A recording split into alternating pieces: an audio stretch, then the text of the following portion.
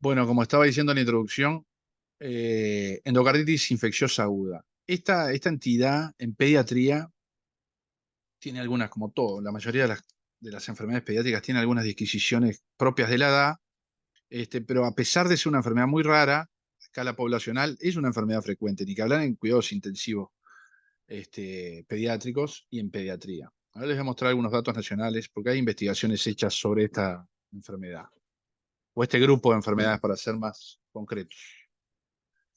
Como generalidades, esto es lo que decía, que es una enfermedad rara poblacionalmente y es aún más rara en niños. Si uno pudiera hacer un estudio epidemiológico, los estudios epidemiológicos que hay a escala poblacional, con base poblacional, que no son los nuestros, tienen muy baja incidencia, se estima entre 0,43 y 0,69 por 100.000 años, por 100.000 niños cada año. Y lo otro que me parece importante, porque desde ya una cosa que voy a tratar de insistir, en todos lados que lean endocarditis infecciosa está una y otra vez escrito, es que en realidad no hace endocarditis infecciosa quien quiere, sino quien puede. Por ponerlo de algún lado, hay factores de riesgo bien identificados para hacer. O sea que hay que pensar mucho y el índice de sospecha tiene que ser muy alto para diagnosticarla a tiempo. El principal factor de riesgo de endocarditis infecciosa en pediatría son las cardiopatías congénitas. O sea, más de la mitad de los niños tienen una cardiopatía congénita de los que hacen, 50-70%. Algo interesante que voy a mostrar algunos datos es que ha cambiado la epidemiología. ¿Por qué? Porque en los últimos 20, 30 años, niños con cardiopatías congénitas complejas sobreviven. Por ende, hay nuevas poblaciones. ¿Sí? A su vez, y eso es algo de lo que decías vos, Fernando, que compartí hace poco, que hoy los voy a mostrar, los criterios diagnósticos actuales, que en 2023 vieron su nueva versión, su última versión, también consideran cambios desde el punto de vista de la imagenología disponible para los clínicos para incorporarla dentro del arsenal diagnóstico de endocarditis infecciosa. Los niños con cardiopatía tienen hasta 75 veces más riesgo que la población general de niños de desarrollar una cardiopatía congénita, y en particular los niños que en el semestre previo a la consulta tuvieron una cirugía cardíaca tienen más riesgo de los que no la tuvieron. Los que tienen prótesis, sin duda, los que tienen prótesis, tubos, válvulas, etcétera, lo que sea que haya tenido que involucre en la cirugía una prótesis tiene mayor riesgo. Y después recordar que hay niños que no tienen cardiopatías, pero que sí son grupos de riesgo. Por ejemplo, niños que han tenido vías venosas centrales, que muchas veces en nuestra población polivalente lo vemos, son niños que tienen riesgo de tener una endocarditis infecciosa, ni que hablar los inmunodeprimidos, que muchas veces tienen esto, ¿no? Vías centrales para administración de medicación de forma crónica, esos niños son de riesgo, y niños que tienen hemodiálisis, como niños que hemos tenido ahora, diálisis crónicos, con portadores de catéter venosos centrales. Y bueno, todas estas poblaciones también son las poblaciones que han cambiado la epidemiología de la endocarditis. Y cada vez hay más, cada vez sobreviven más los niños con oncológicos, los que tienen enfermedades complejas, malformaciones complejas, no solo cardíacas, ni que hablar, prematuros. Cada vez esto es lo que hablamos seguido en intensivos pediátricos, de que la epidemiología hay nuevas poblaciones de niños críticos. Bueno, endocarditis infecciosa siempre tenemos que estar alertas como clínicos a sospecharla para tratarla oportunamente. Eh, la mortalidad en endocarditis infecciosa en niños es menor que la de los adultos, pero aún así, comparado a la mortalidad del paciente crítico pediátrico, está por encima. Algunos datos poblacionales hablan de, ya les adelanto, entre 5 y a veces no más del 10% en las series en general se han reportado a escala poblacional. Pero la mortalidad, tiene mortalidad, sobre todo mucha morbilidad, niños que quedan, incluso pueden recurrir las endocarditis, pero quedan con enfermedades cardíacas muchas veces, cambios valvulares, etcétera. O sea que es una enfermedad muy importante. Esta es una revisión que se las recomiendo, está muy buena, es de unos autores españoles, está disponible en PubMed, está gratis, está muy bien escrita. Lamentablemente es del año pasado, así que no tiene la actualización nueva de los criterios diagnósticos de Duke, pero bueno, es solamente actualizar esa parte. Y ahí ven un poquito en la primera tabla, lo que muestra son cuáles enfermedades son las predisponentes para hacer endocarditis. Ahí ven que dentro de las cardiopatías congénitas, las que son cianóticas son de mayor riesgo, las que tuvieron cirugía reciente también, los niños con las lesiones izquierdas izquierda son de particular riesgo. Tenemos niños ahora internados que tienen enfermedades del corazón izquierdo, valvulopatías, etcétera, congénitas. Esos niños son de particular riesgo. Digo, para pensar que no es algo tan alejado los niños que tienen propensión a hacer endocarditis en su vida. Bueno, lo otro, poblaciones vulnerables, como estaba diciendo, y no olvidar que hay un gran porcentaje, pero si yo les digo, la mitad, 50-70% tienen endocarditis, tienen antecedentes de tener una cardiopatía congénita, te queda un hueco bastante grande de niños sanos, sin cardiopatía congénita, sin cardiopatía conocida, que desarrollan. ¿Sí? Y bueno, está vinculado también a la mayoría de los procedimientos dentales, cada vez mayores, la higiene bucal, los procedimientos dentales son más frecuentes en la infancia ahora de lo que eran hace 30 años. Así que bueno, recordar que niños sanos pueden hacerla, perfectamente pueden hacerla. Este es un trabajo que hicimos, esta fue mi monografía de pediatría, tiene los primeros 10 años del nuevo siglo, hoy que hablábamos del siglo pasado, nuevo siglo, primeros 10 años del nuevo siglo, recabamos ahí que esos 10 años de experiencia de endocarditis en el Pereira, y esto involucró niños operados en el ISI, son 2 centros, y si ustedes ven, en realidad lo que encontramos ahí fue un estudio, obviamente tenía el sesgo de esos 2 centros, pero hubo hasta 25 niños, vimos que había pila de niños que no tenían cardiopatía previa, ¿sí? O sea, no era raro encontrar cardiopatía previa, y si uno ve, fallecieron 5 a 25, o sea, no es despreciable la mortalidad, los niños fallecen. De hecho, esto es anecdótico, mi primer guardia de pediatría fue un niño que fallece en ese momento por una embolia séptica gravísima, y se murió, que fue uno de los motivos que me hicieron a mí, a Soledad, hacer esa monografía. Pero bueno, ya se destacaba en los primeros 10 años de este siglo, hace ya 23 años, ¿no? Desde el 2000 en adelante, que había niños sin cardiopatía que hacían endocarditis infecciosa. Miren un poquito las poblaciones y los gérmenes, ¿no? Ya les adelanto cuál es, Staphylococcus aureus, todos los boletos de ser el germen más frecuente en nuestra epidemiología. También hay gérmenes, los estafilococos en general son los principales responsables como agentes de niños que desarrollan endocarditis. Si ustedes ven las edades, siempre el promedio de edades anda dentro de los 3, 4 años los niños. Esa es la edad como de la endocarditis, por lo menos en Uruguay. Ahora les voy a mostrar más adelante, creo, un trabajo como actualizado de los siguientes 10 años, que va hasta el 2019, también del Pereira, y más o menos se mantiene, ¿no? 3, 4 años, 48 meses nos dio, más o menos es la edad de mediana, por lo general, de los niños que lo tienen. Y acá ven ven que hay niños, los niños con estafilococo aureus, que es como que hicimos foco. Recuerden que en los primeros 10 años de este siglo, esto es como hablar, hubo epidemias duras de estafilococcemias a nivel comunitario. Muchos de ellos eran niños sanos que habían hecho estafilococcemias, muchos fallecidos, y una de las complicaciones que hacían muy temida en aquel entonces eran las endocarditis infecciosas. Después están los estreptococos. Ahora van a ver que una de las cosas que se incorporan a los criterios de Duke modificados es que estreptococo ya es uno de los gérmenes habituales o considerados típicos. El estreptococo está dentro de las etiologías hoy en día bien determinado. Lo otro, fíjense, uno piense, digo, hay un montón, yo cuando releí el tema ahora para preparar esta clase, después que lo había releído cuando hicimos ese trabajo, endocarditis siempre está ahí, porque además son niños que llaman mucho la atención clínicamente, son muy floridas las clínicas de estos niños, entonces te quedan, los pacientes con endocarditis te quedan al clínico, por lo menos a mí me quedaron en la memoria, tuvimos niños acá el año pasado, te quedan todos los detalles, pero en realidad creo que a la larga vamos a ver que esos niños que tienen cardiopatía, por lo menos cardiopatía ostensible conocida, pero algo predisponente tendrían, algún tipo de lesión que hoy capaz que no podemos identificar tendrían. Y digo por qué, porque fíjense, estos son 2 fichas muy sencillas que habla de la cantidad de bacteriemias que hacemos normalmente los seres humanos cuando nos lavamos los dientes. Hay algunos que dicen que hasta el 10% de las veces que te lavas los dientes van bacterias a la sangre, o sea que nosotros vivimos con bacteriemia. Digo en general, a nivel poblacional, ni que hablar los niños.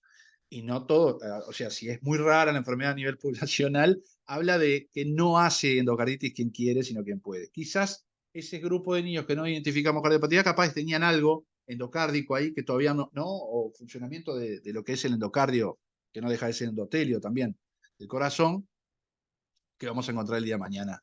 A ver, la fisiopatología no es nada difícil, ¿no? Ahí hay algo, alguna entidad que hizo que el endocardio esté lesionado, obviamente se expone a las células sanguíneas, no deja de ser una enfermedad endotelial, ¿está? Fisiopatológicamente es eso, hay una primera lesión, y que hablar de los niños que tienen cardiopatía que favorecen el flujo turbulento, por ejemplo, que haya más estasis, ni que hablar si hay coágulos, si hay cardiopatía, depende de la cardiopatía que tenga. Bueno, hay una primera lesión, esa bacteriemia que se hizo, vaya a saber por qué, se deposita esa bacteria en ese lugar. Recuerden, las células, ¿no? Las plaquetas, la fibrina se activa, se genera un coágulo, se sobreinfecta, crece. Y luego de esa bacteriemia y el depósito en el sector lesionado, hay un crecimiento de lo que ya se llama vegetación, o sea, de esa mezcla de trombo con pus. Y no sé, acá de los que están acá, veo, Joaquín, yo sé que vio, no sé qué, alguien dio una cirugía de corazón abierto de un niño con cardiopatía. Es un, no es ni pus como habitualmente lo vemos, sino que es un trombo muy bien consolidado. La vegetación es como una cosa, una masa, digamos. No sé si, ahora después le pregunto a Joaquín, cuando termine el teórico, pero ¿qué recuerda o qué le llamó la atención? Yo cuando vi la primera endocarditis me llamó la atención que no era como me lo imaginaba. Es una masa bien adherida al endocardio, ahí pegada, muy difícil de extraer además, pero también todo el tejido circundante está lesionado, ¿no? Es todo friable alrededor. La válvula, el músculo, los tendones, digamos, de las válvulas, todas las cuerdas tendinosas y eso, está todo lesionado, no es solo la vegetación. Pero bueno, ese crecimiento de la vegetación determinará mayor daño. Si se perfora la válvula, si no se perfora la válvula, si disfunciona la válvula, si rompe y hace una necrosis del tabique, de donde sea. Bueno, la clínica de la endocarditis infecciosa, bueno, depende de la edad, obviamente. Y reinsisten todas las guías, todo lo que tiene es alto índice de sospecha del clínico. Ni que hablar un nuevo soplo en alguien que no tenía, ir a buscar el soplo, no olvidar el estetoscopio, no olvidarlo. El soplo distinto de aquel que lo tenía también es muy importante. Todos lo vuelven a insistir, como que recuerden los clínicos del soplo que se escuche. Pero bueno, el espectro de enfermedad de endocarditis infecciosa es un espectro. Ustedes van a ver, y más en el ámbito de UCI, van a ver niños que tienen un soplo, con un síndrome toxinfeccioso X, con un factor de riesgo ahí puede haber, simplemente es eso, el soplo, alguien que constatamos bacteriemia, hasta un niño que se presenta en shock cardiogénico. El último niño que tuvimos acá, por ejemplo, evolucionó el shock cardiogénico, ¿tá? Si uno lo veía al principio, bueno, creo que llegó así, con elementos de bajo gasto bien claro, una lesión vegetante indudable, o sea, no era difícil el diagnóstico, pero bueno, el espectro de enfermedad de endocarditis es amplio, ¿tá? Ese es como el mensaje. Y lo más importante es pensar que un niño X tenga endocarditis infecciosa. Los hallazgos, esto es un poquito, recomiendo siempre, relean Open Pediatrics, escuchen Open Pediatrics, hay teóricos bilingües que están muy lindos, de cuando hablamos de shock cardiogénico también, releerlo, depende de la edad, todo lo que es cardiogénico en esto toma otro valor, o sea que la clínica, ver la incrustación yugular, que tenga dificultad respiratoria, cambios de los niños que tenían cardiopatía, cambios de su funcionalidad, como discutimos hoy, el niño, ¿no? Un niño que está internado, que tiene enfermedad cardiorrespiratoria previa y tiene una cardiopatía. Bueno, ¿cómo cambió su estado basal cardiorrespiratorio? ¿Cambió o no cambió? Y eso es muy importante para sospechar el deterioro de la función. Recuerden este cuadro, creo que lo hemos repetido más de una vez. Este cuadro me parece muy sencillo de lo que es falla cardíaca. La forma de presentación en UCI más frecuente es la falla cardíaca. Esa es como la puerta de entrada de estos niños a la UCI. Por lo general vienen porque tienen falla cardíaca. Y este cuadrito, que es muy viejo, pero es muy orientador, ¿no? ¿Se acuerdan lo de caliente o frío, húmedo o seco? ¿Cuál es el peor escenario? Alguien que está húmedo, o sea, con elementos de sobrecarga de volumen, y además frío, o sea, elementos de bajo gasto bien claro. En ese espectro, que ahí lo ven ahí, en ese espectro se va a estar manejando estos niños, que además la endocarditis infecciosa puede cambiar su evolución según el cuadro no esté controlado y ni que hablar si se opera, ¿no? Si se opera, este espectro puede estar cambiando mucho, así que no hay un perfil típico de endocarditis, por obvias razones. También dependerá la clínica de en qué sector está la endocarditis afectando, si está el corazón derecho, si está el corazón izquierdo. Este último niño que tuvimos era el corazón derecho, o sea que había muchas clínicas de disfunción del corazón derecho. Recuerdan, hepatomegalia, incrustación yugular, dificultades también para el manejo ventilatorio, un niño que estaba embolizando, en fin. A lo que les decía de hoy, estos son dos fichas muy lindas. Saben que a mí me gusta la historia de la medicina, así que hay que recordar siempre los epónimos, de por qué se le ponen ahí. Tienen a las manchas de Janeway o los nódulos de Osler. No sé si han visto. Yo he visto niños con la... Hay disquisiciones semiológicas, o sea, no olvidar a los grandes maestros de la medicina, no internacionales, sino también nacionales. ¿Por qué? Porque la puerta clínica, o sea, hoy no nos podemos, nosotros necesitamos del ecocardio, del PET, de la tomografía, pero la clínica es súper importante, porque si alguien ve a un niño que tiene la sospecha de endocarditis infecciosa y que empieza a ver, constatar clínicamente fenómenos embólicos, o sea, verle las uñas todos los días al niño, puede ser cambiar la conducta clínica. Y bueno, las manchas de Janeway, ahí ven la diferencia entre las lesiones de Janeway y los nódulos de Osler. Los nódulos, bueno, son palpables, te habla de una endocarditis que lleva más tiempo de evolución, lo otro es más vasculítico. Ahí en esa ficha que les puse, cuando uno ve en una, no sé si han visto fenómenos cutáneos, digamos, de endocarditis infecciosa, no te los olvidas más. Esta es lo que les dije, segundo diseño del nuevo siglo, nueva caracterización de los últimos 10 años. Lo que se ve es que sigue predominando el Staphylococcus aureus y los estreptococcus del grupo viridans subieron notoriamente. Los coagulasas negativos siguen estando ahí. ¿Se acuerdan que en nuestra serie las primeras eran los segundos? Bueno, ahora pasaron a estar en tercero. Y después los del grupo Hatchek, que lo habrán visto, los grupos Hatchek. Ahora se los pongo.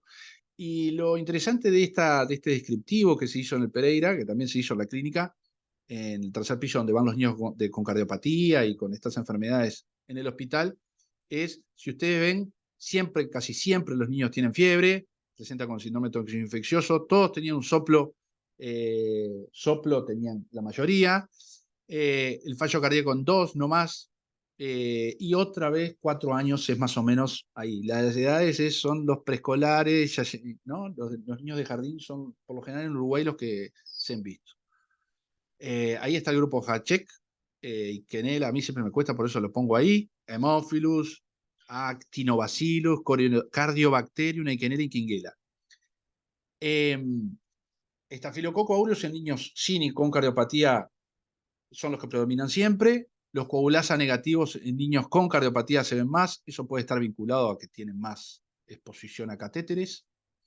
Después enterococo y eso. Pero ya el mensaje es, puse hemocultivar, hemocultivar, hemocultivar. No es solo un criterio diagnóstico la bacteriología, sino que es súper importante prestar especial atención al tema hemocultivos en esta entidad.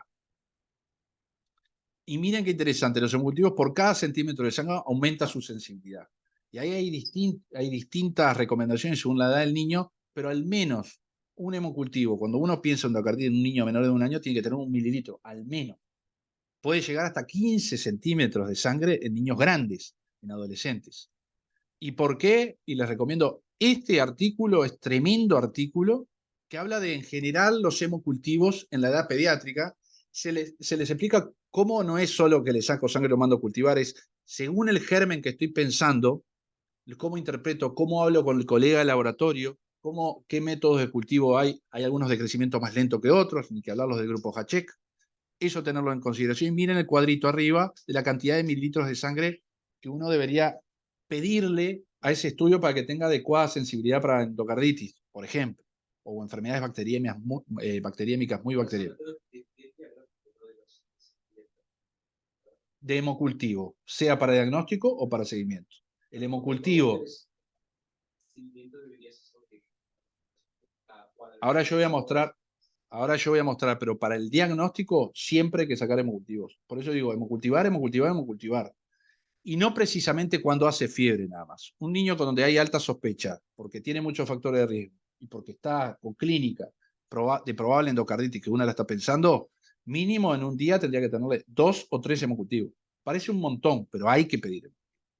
Y ni que hablar para eventualmente, frente al tratamiento médico inicial que no tenía criterios de cirugía, por ejemplo, uno de los criterios que pueden tomarse y discutirse, que van a ver que tampoco son tan fijos, pero es la refractariedad del tratamiento médico del niño que se mantiene con hemocultivo positivo bacteriémico a pesar de un tratamiento adecuado, ajustado al germen, etc.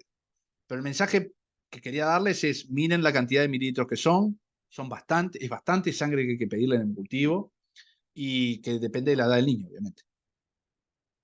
Bueno, ecocardio. Habrán estado en discusiones de ecocardio transtorácico o transesofágico. Eso lo hemos visto.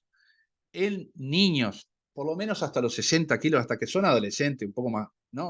O escolares grandes, hasta los 60 kilos, en niños, a diferencia, porque eso es para interpretar las nuevas guías. Las nuevas guías fueron hechas como endocarditis, como un todo, pero en pediatría, las nuevas guías promulgan el transesofágico, pero en niños no. En niños, este trabajo es como el principal que buscó cuán sensible era el transesofágico con respecto al transtorácico en la edad pediátrica. En la edad pediátrica, el transtorácico está bien hasta más o menos esos 60 kilos. O sea, hay que considerar que con un eco transtorácico bien hecho, uno tiene muy buena sensibilidad para detectar y es uno de los criterios diagnósticos.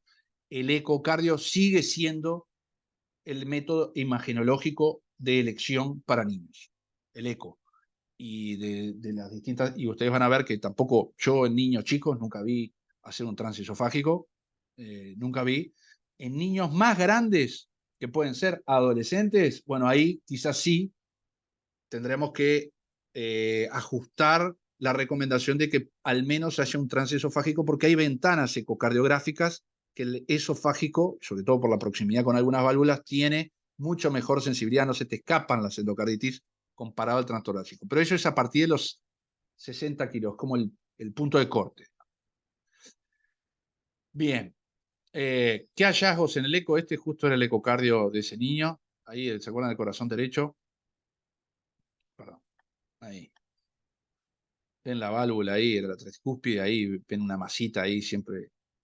Bueno, son 3 hallazgos grandes. La vegetación es absceso ya bien diferenciado o instaurado, o una licencia nueva de una válvula prostésica que tuviera. Una válvula que funciona mal, se desprendió. Esas son de las principales cosas ecográficas que vamos a ir a mirar.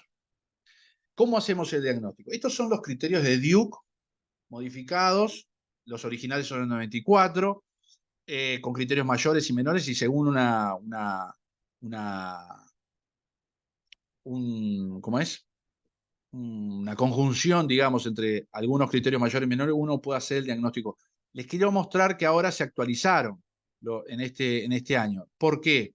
Y bueno, en el 94, cuando hicieron los criterios de Duke, bueno, por la Universidad de Duke que hoy estamos hablando, el objetivo fue estandarizar, o sea, había gente que diagnosticaba de diferentes formas, así que no hace tanto, si ustedes se ponen a pensar en 94, Mundial del Fútbol de 94 fue en Estados Unidos, ¿no? O sea, hasta antes del Mundial había criterios dispares, así que lo que buscó la definición de Duke es conjuntarse, generar un consenso de cuáles eran los criterios para diagnosticarlo y más o menos se modificaron un poquito con respecto a ese entonces. Pero esto permitió en realidad estandarizar, hacer investigaciones mejores con criterios diagnósticos en común y la mayoría de estos criterios ahora se actualizaron con algunas cosas.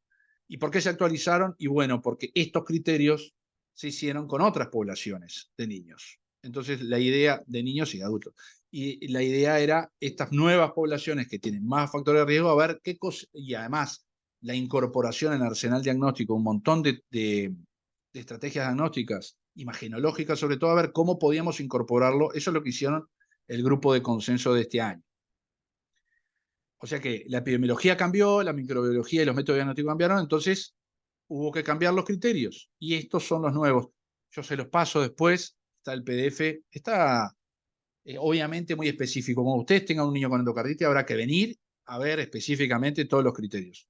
¿Por qué? ¿Qué incorpora de novedoso y qué cosas no incorpora? Uno, hay criterios clínicos, microbiológicos, imagenológicos y ahora se agregan quirúrgicos. O sea, hay como detalles quirúrgicos se agregan a la nueva definición. Lo otro, incorpora dentro del diagnóstico microbiológico algunas técnicas, por ejemplo, de PCR, de secuenciación, que están disponibles en sangre y no solamente la bacteriología convencional. ¿Tá? O sea que, además de este nuevo dominio quirúrgico, se agregaron criterios nuevos, imagenológicos y microbiológicos, y además agregaron otra categoría, que era dificultosa de agregarla antes, que eran los criterios de rechazo. ¿Cuándo se rechaza que este niño o este adulto tenga una endocarditis. Esto es lo que les decía hoy del ecocardio. Recuerden que esto no está hecho para niños específicos, estos criterios modificados son en general, no hay ningún, yo busqué, no hay ningún lado que diga específicamente niños, pero bueno, se incorporan todos estos gérmenes, Serratia, Pseudomonas aeruginosa, Corynebacterium, Cutibacterium, como bacterias típicas. ¿Por qué? Porque se ha visto en los estudios epidemiológicos que estos gérmenes dan endocarditis. Ya no es solo el... ¿Se acuerdan que había criterios de qué bacterias específicas? Hay nuevos gérmenes que se han incorporado. Otro cambio propuesto, agregan tomografía cardíaca como modalidad de imagen, además de ecocardio. Puede el ecocardio no haber encontrado, pero si encuentra la tomografía que hay cambios endocárdicos y de las válvulas, ellos lo incorporan en los criterios diagnósticos. Recuerden igual que es, ¿y por qué? Porque la tomografía cardíaca, que es algo que yo no había visto pedir, en adultos tiene similar performance diagnóstica que los ecocardiogramas de adultos. Habrá que ver en niños cómo nos adaptamos. Hacen mucha tomografía cardíaca. Sí, acá se está haciendo resonancia cardíaca, pero no es lo habitual, lo que tengamos todos los días. Bueno, ¿qué no cambia? El gol estándar sigue siendo el hemocultivo. De ahí la importancia de insistir con el hemocultivo. O sea que para el diagnóstico, para el tratamiento y el seguimiento que decías vos, Fernando, el gol estándar siguen siendo los hemocultivos. Se agregaron los estreptococos como microorganismos típicos, además de estos otros, y el ecocardiograma sigue siendo la modalidad imagenológica más importante para detectar. Que no quiere decir que en adultos, por ejemplo, una tomografía cardíaca con cambios endocardíacos no pueda considerarse un nuevo criterio diagnóstico. Acá les muestro los tres grupos, ¿no? Según esta conjunción de criterios mayores y menores que ahora se los muestro, uno puede dividir en tres grupos. Endocarditis definitiva, o sea, confirmada, endocarditis posible, que es el interjuego de estos criterios mayores, si cumple o no, menores, mayores, y descartada. ¿Tá? O sea, si, por ejemplo, si tengo un diagnóstico alternativo firme, confirmado, o B, no recurre la clínica que lo había hecho consultar o tratar, a pesar, menos de 4 días, a pesar de los antibióticos, terapia antibiótica de acuerdo, o no hay evidencia de endocarditis infecciosa, ya sea en la cirugía o a nivel macroscópico, patológico, o no tiene criterios diagnósticos, o sea, esta se rechaza. O sea, hay una nueva categoría que uno puede decir, no, este endocarditis no tiene. ¿Está? Digo, porque muchas veces yo recuerdo a algún paciente que he visto con dudas diagnósticas, de que muchas veces tiene engrosamiento endocárdico, pero no queda tan claro. Bueno, ahora se juntaron con estos criterios diagnósticos nuevos, una nueva categoría o subcategoría que habla de endocarditis rechazada. Esto es lo que les decía, es solamente el pie de letra de esa tabla, de la tabla 1, que uno incorpora PCR de algunas bacterias en sangre, secuenciación genómica en sangre, como criterio microbiológico, digamos. Si uno lo puede utilizar, digamos. Eso es lo que se recomienda como nuevo.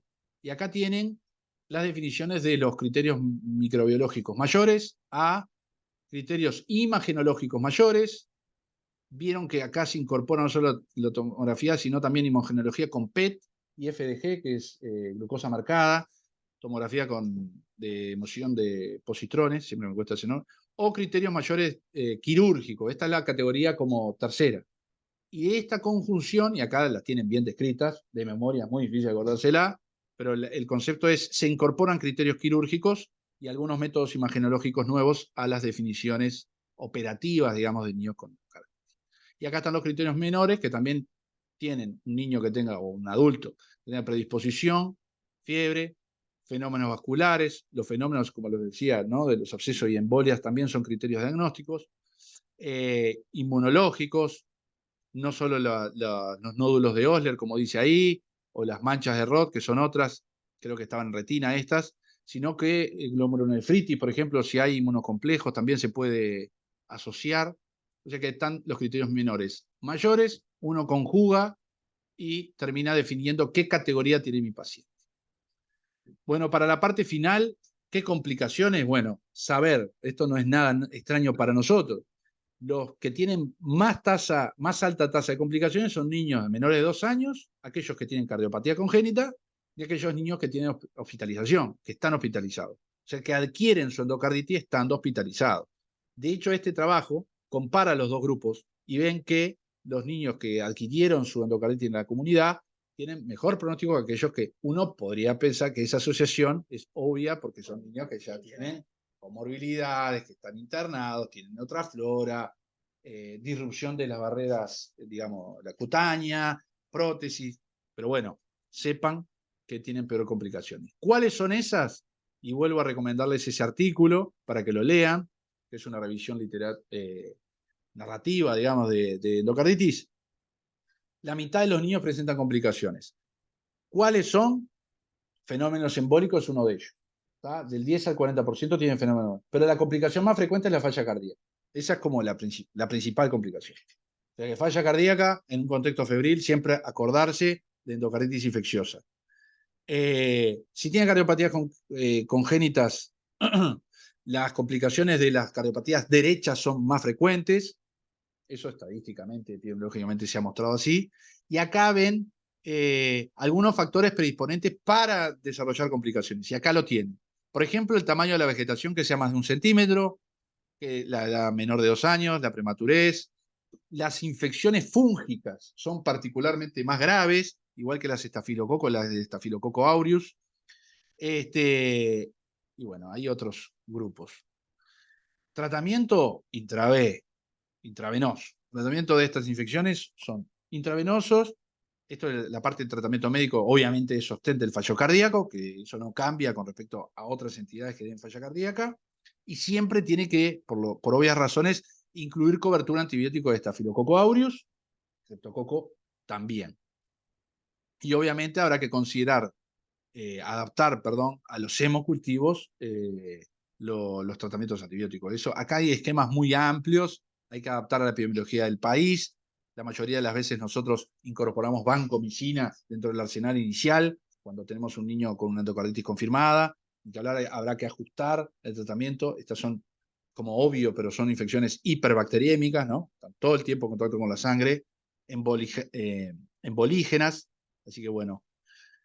Y la cirugía, ¿cuándo llevamos a cirugía a un niño? Y bueno, acá están las indicaciones más o menos consensuadas. No hay una guía o consenso que todo el mundo esté de acuerdo. Van a ver que cada niño, este niño que recuerdo, hubo muchas discusiones, hubo discrepancia de criterio de equipos quirúrgicos con respecto a otro. Es algo habitual.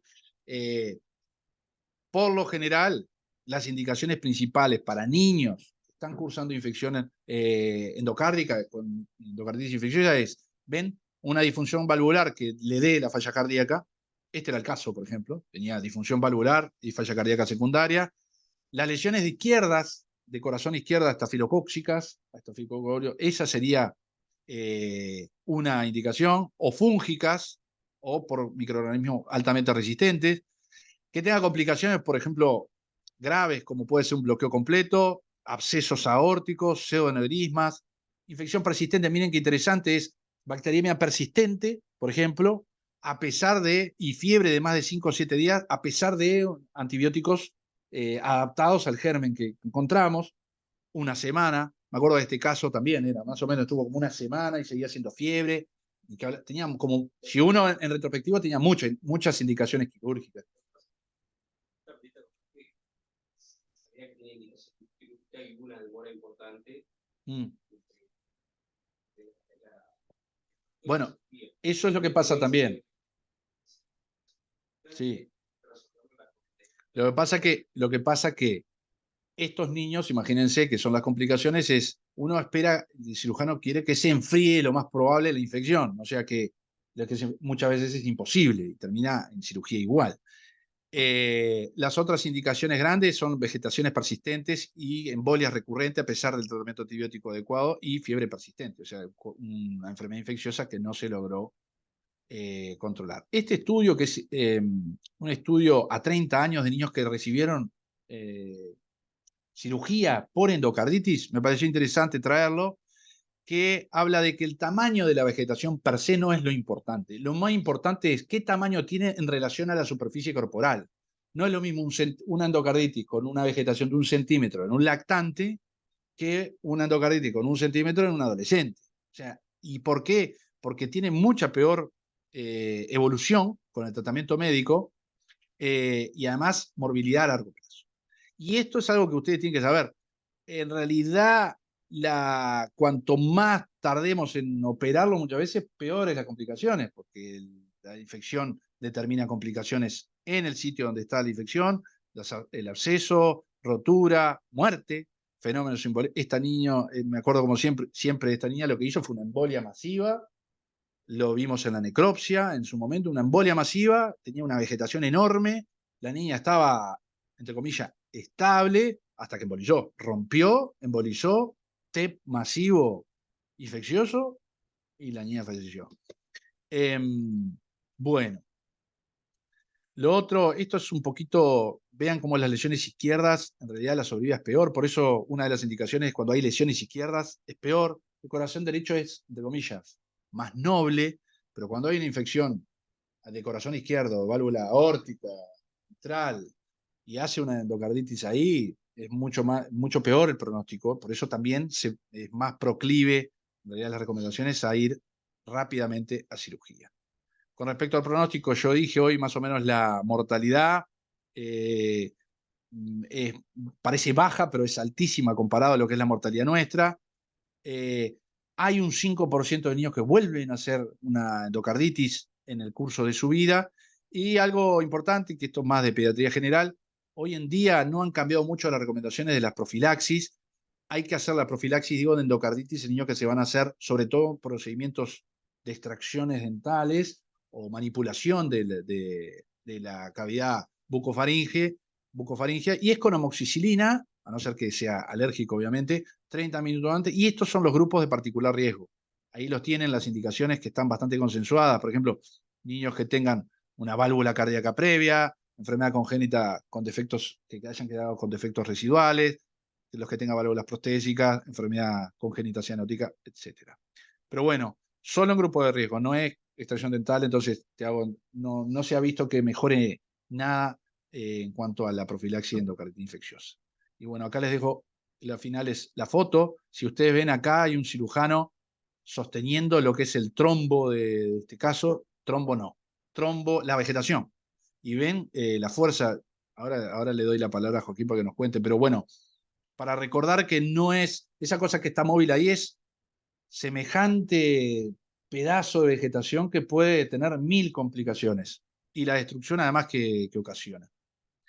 Bueno, por ahí voy a cortar la grabación.